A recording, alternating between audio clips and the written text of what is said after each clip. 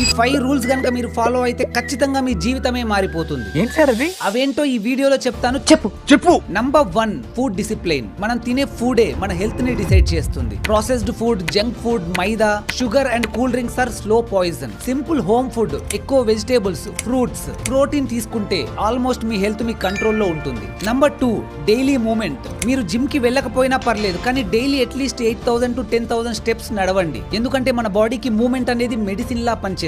Number 3, sleep. Reports ప్రకారం మన ఇండియాలో 40 to 50% of the people insufficient sleep problem ని ఫేస్ చేస్తున్నారు. మన బాడీ రిపేర్ అండ్ రికవరీ అవ్వాలంటే at least 7 to 8 hours of sleep చాలా అవసరం. Number 4, stress control.